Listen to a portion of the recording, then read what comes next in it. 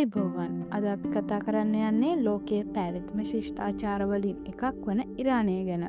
වසර දහස් ගණනක ඉතිහාසයත් පොහොසත් සංස්කෘතියත් විශාල තෙල් සහ ස්වභාවික වායු සම්පත් සහ මැද පෙරදිග දේශපාලනයේ වැදගත් භූමිකාවක් නිසා ඉරානය ලෝකයේ අවධානයට ලක්වන රටක්. ඉරානය බටහිර ආසියාවේ පිහිටා ඇති අතර අගනුවර ටෙහෙරාන් වේ. නිල භාෂාව ෆර්සි හෙවත් පර්සියානු වන අතර නිල මුදල් ඒකකය ඉරාන රියාල් වේ. ජනගහනය මිලියන 90කට ආසන්නයි. පුරාණයේ මෙය පර්සියාව ලෙස හැඳින්වූ අතර පර්සියානු අධිරාජ්‍යයේ මූලස්ථානයද මෙය. දැන් අපි ඉරානයේ ඉතිහාසය, සංස්කෘතිය, ජනතාව, ආර්ථිකය සහ වර්තමාන තත්ත්වය ගැන විමසා බලමු.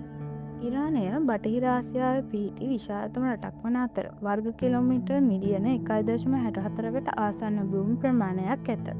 උතුරින් ආමේනියාවන්, නැගෙනහිරින් ඇෆ්ගනිස්තානයත් පාකිස්තානයත්, බටහිරින් ඉරාකය, තුර්කිය යන රටවල් සමග දේශ සීමා ඇත.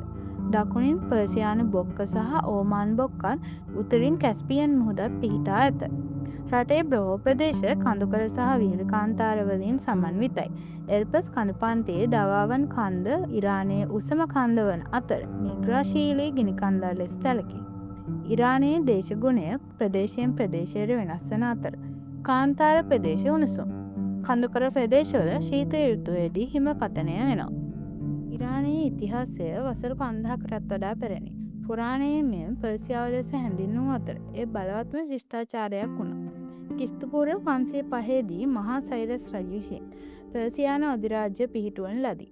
ඒ ඉන්දියාවේ සිට ඊජිප්තුව හා මධ්‍යධරණී මුහුද දක්වා විහිදී ගිය විශාල අධිරාජ්‍යයක් වුණා.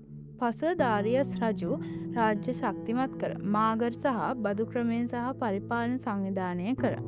ක්‍රිස්තුපූර්ව 330 දී මහා ඇලෙක්සැන්ඩර් රජු විසින් පර්සියාව ජයගත් අතර ග්‍රීක බලපෑම් පැතිරී ගියා. ඉන්පසුව පාර්තියන් සහ සැසියානු අධිරාජ්‍යයන් බිහි වූ අතර සැසියානු සහ පර්සියානු සංස්කෘතිය, කලාව සහ විද්‍යාව දියුණු වූ ස්වර්ණමය යුගයක් ලෙස සැලකේ. ක්‍රිස්තු වර්ෂ 7 වන සියවසේදී අරාබි මුස්ලිම් හමුදා පර්සියාව ජයගත් අතර ඉස්ලාම් ආගම ක්‍රමයෙන් රට පුරා ව්‍යාප්ත වුණා. 1501 දී සෆාවිඩ් රාජ්‍ය වංශය බලයට පැමිණ ෂියා ඉස්ලාම් රාජ්‍යයේ නිල ආගම ලෙස ප්‍රකාශයට පත් කළා. අද ඉරානයේ බහුතර ෂියා මුස්ලිම් වරුන් වන්නේ එම තිරණය නිසායි.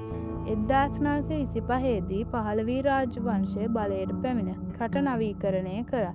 එහෙත් ජනතා විරෝධය ක්‍රමයෙන් වැඩි වුණා.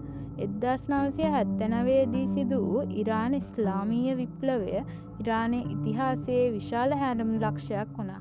එහි ප්‍රතිඵලයක් ලෙස අයතුල්ලා රුහල්ලා ඛොමේනිගේ නායකත්වයෙන් ඉස්ලාම් ජනරජය පිහිටුවන ලදී. අද ඉරානයේ ක්‍රියාත්මක වන්නේ ඉස්ලාමීය ජනරජයක් ලෙසයි. ඉරානය පැරණි පර්සියානු ශිෂ්ටාචාරය, ඉස්ලාමීය සම්ප්‍රදායන් සහ නූතන ජීවන රටාවට මිශ්‍ර වූ පොහොසත් සංස්කෘතියක් ඇති රටක්. නිල භාෂාව ෆර්සි හෙවත් පර්සියානු වන අතර කුදිරි, ලුරි, අරාබි සහ බලුචි වැනි භාෂාද භාවිතා වෙනවා. ඉරාන ජනතාව ආගන්තුක සත්කාරයට, පවුල් සම්බන්ධියාවල් වලට, වැඩිහිටියන්ට ගරු කිරීමට ප්‍රසිද්ධයි. පවුල සමාජයේ මූලික ඒකකය ලෙස සැලකෙනවා.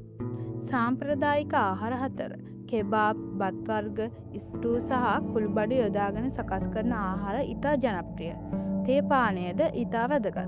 වඩාත් වැදගත් උත්සවය නවුරුස් වන අතර එය වසන්තයේ ආරම්භය සනිටුහන් කරයි.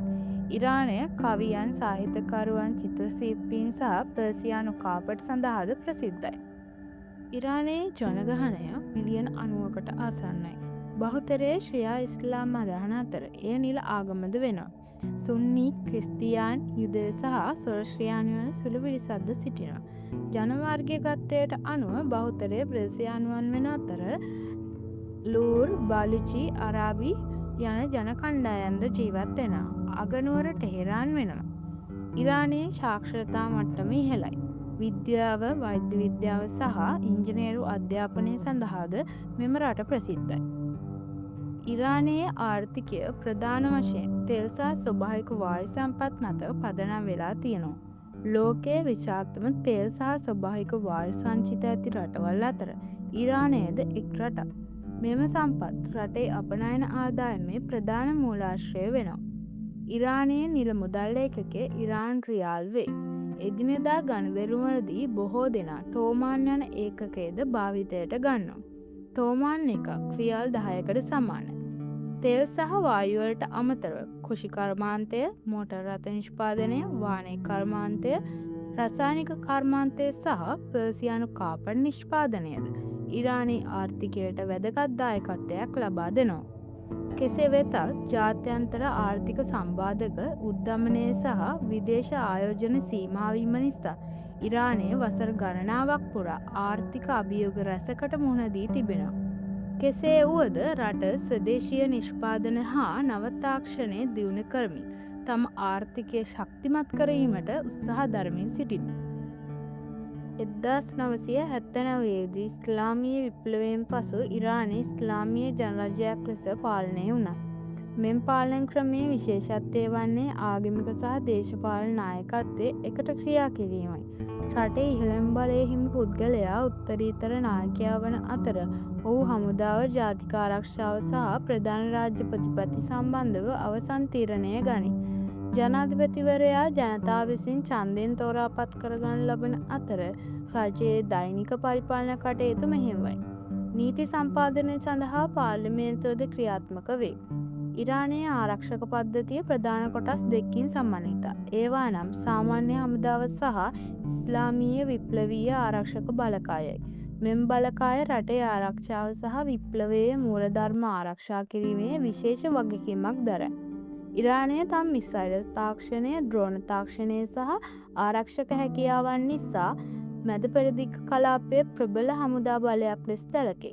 මේ හේතුවෙන් ඉරාන කලාපීය සහ ජාත්‍යන්තර දේශපාලනයේද වැදගත් රටක් බවට පත්වෙලා තියෙනවා.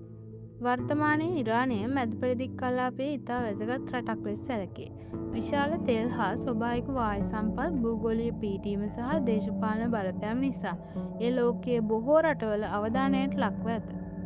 ඉරානයට වසර ගණනාවක් පුරා ජාත්‍යන්තර ආර්ථික සම්බාධක, උද්ධමනය සහ විදේශ වෙළඳාමේ සීමාවන් වැනි අභියෝගවලට මුහුණ දීමට සිදු වී ඇත. එසේ වුවද විද්‍යාව, වෛද්‍ය විද්‍යාව, නැනෝ තාක්ෂණය, අභ්‍යවකාශ පරීක්ෂණ සහ ඩ්‍රෝන තාක්ෂණය වැනි ක්ෂේත්‍රවල දියුණුවක් ලබා ගැනීමට ඉරානය සමත් වී ඇත. ඉරානය, චීනය, රුසියාව සහ අසල්වැරි රටවල් සමග සමීප සම්බන්ධතාවයක් පවත්වාගෙන යන අතර බටහිර රටවල් සමග ඇතැම් දේශපාලනික මතභේද පවතී. කෙසේ වෙතත් ඉරානය කලාපීය ආරක්ෂාව, බලශක්ති සැපයීම සහ ජාත්‍යන්තර දේශපාලනය තුළ වැදගත් කාර්යභාරයක් ඉටු කරන රටක් ලෙස අදටත් සැලකේ. වසර ගණනක ඉතිහාසයක්, පොහොසත් සංස්කෘතියක් සහ ශක්තිමත් ජාතික අනන්‍යතාවයක් ඇති ඉරානය අතීතයේ මෙන්ම වර්තමානයේද ලෝක ඉතිහාසයේ සහ දේශපාලනයේ වැදගත් ස්ථානයක් හිමි කරගෙන සිටී. ඉතින් වසර දහස් ගණනක ඉතිහාසයත්, අද්විතීය සංස්කෘතියත්, විශාල ස්වභාවික සම්පත් සහ ලෝක දේශපාලනයේ වැදගත් ස්ථානයක් හිමි රටක් තමයි ඉරානය. කාලයත් සමග පාලකයන්, අධිරාජ්‍යයන් සහ දේශපාලන තත්ත්වයන් වෙනස් වුවත් ඉරානය අදත් තම අනන්‍යතාවය, සංස්කෘතිය සහ ඉතිහාසය රැකගෙන ඉදිරියට ගමන් කරමින් සිටින රටක්.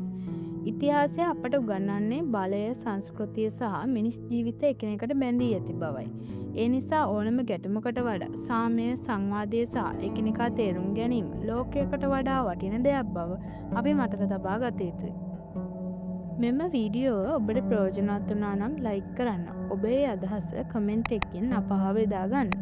තවත් මෙවැනි වාර්තාමය වීඩියෝ නැරඹීමට අපගේ නාලිකාව සබ්ස්ක්‍රයිබ් කර නොටිෆිකේෂන් බෙල් එකත් සක්‍රිය කරන්න.